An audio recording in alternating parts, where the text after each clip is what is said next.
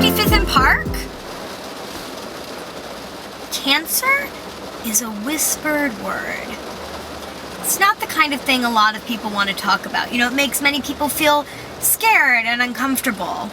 So it's not surprising that a lot of people keep their diagnosis as a secret. I am not a lot of people. Even before my diagnosis was official, my first reaction was to shout cancer from the rooftops. Or, you know, at least into my cell phone. I have cancer.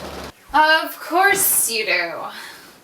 My sister Hope was the only one who I'd kept fully informed from the time I felt the density until the scheduling of the appointment, so she wasn't totally surprised. I'm in no way surprised, because that's the fucked up world we live in now. Yeah, as her name indicates, Hope is a glass half full kind of gal. Can I just be honest and say that, you know, after Dad dying and Mom getting cancer and everything else, I'm just really, really getting tired of this. Agree. I mean, I'll still deal with this. I know. What the fuck? I mean, it's almost humorous how bad our lives have become. If I told anybody about this past year, they would think I was making it up. I know. But I'm like, seriously? When did our lives become a goddamn Dickensian novel? Yeah, I don't know. Telling other people about my diagnosis allowed me to feel more calm and in control because, I mean, at the very least, I was able to control my own story. Besides, after the navigator and the ultrasound and the mammogram and the biopsy, I still had to go and work my job as a babysitter on the Upper East Side. The job involved cleaning the family's entire apartment before picking the kid up from school. But what I'm saying is, you know, I didn't have time to process my feelings. Thus, I called all my friends, and they experienced the 5 stages of grief for me. Easy peasy, laissez-faire. First stage, anger. Fuck that. Oh, God. Fuck. God damn it. Is it weird that my first reaction is that I'm so fucking pissed at the universe for you? No, I'm pissed at the universe too. Oh, fuck that. No, God damn it. This is seriously fucked up. Like, the world seriously owes you for 2013. Like, you are owed Tonys and Oscars and really great sex. This is a form of another stage, bargaining. Like, I have cancer, so there should be some karmic exchange.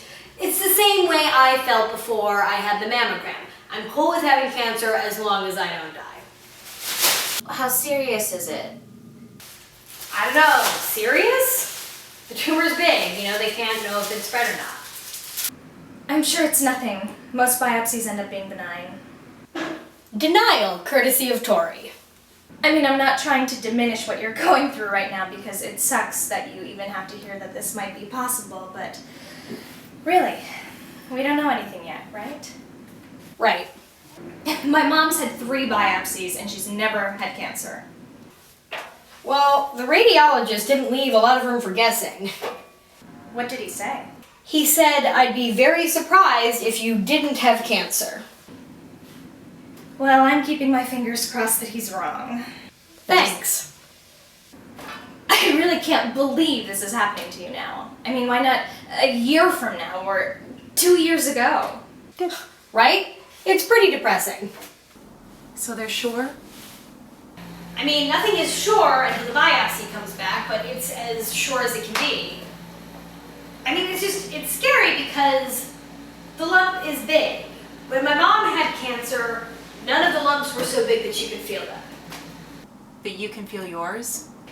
Like the size of a golf ball. Oh my goodness, Jacey. Yeah. I can't tell you how sad this makes me. Depression. Just know that I love you so much, Jacey. I will be praying for you and hoping that the results come back negative. Your family has been through so much. You don't deserve this. Thanks. Big deal, you have cancer. Join the club.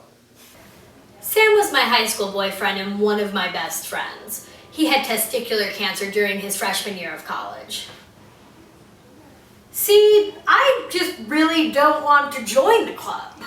Look, we both knew at some point this was going to happen. I mean, for me, with my family history, I knew I was going to get cancer. Yeah, me too. But But you didn't expect to be going through it now. I know. Look, you think I thought I'd be going through radiation when I was 19? No. Was I shocked? Are you shocked? kinda. Nah, you're not shocked. You're surprised. But you kind of figured, right?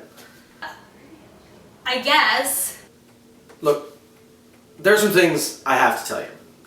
First of all, when they found my tumor, they told me to get my affairs in order. They thought I was going to die.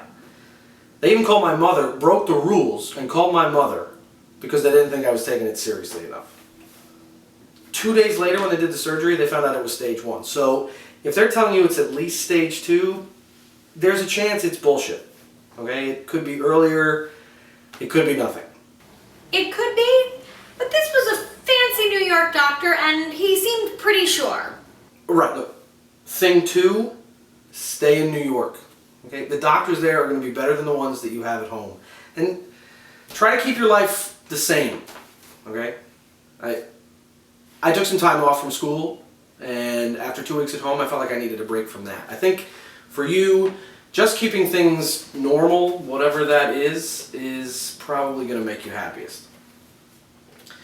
Yeah. Yeah, thing 3, radiation sucks. I know that firsthand.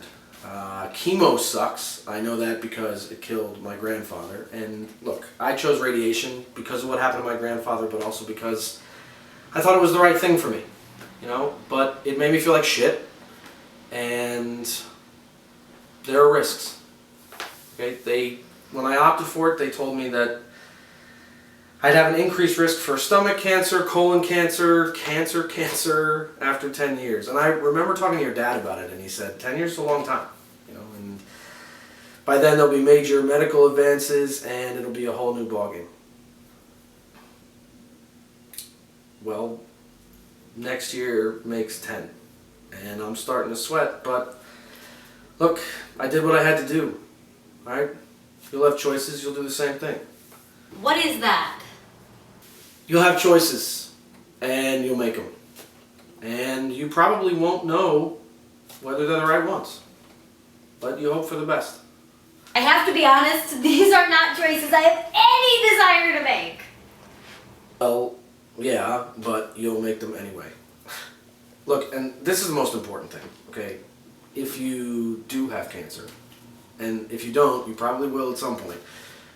But, and look, this knowledge doesn't expire, so you can use it anytime, okay? But even if you do have cancer, this isn't the worst thing that's ever going to happen to you, okay? I mean, you've been through worse, you know? This isn't going to be the hardest thing you've ever done. Look, I think for someone like you, watching your mom have cancer was probably just as tough. And for sure, losing your dad was tougher. But you survived that. You'll get through this. It won't be so bad. Really.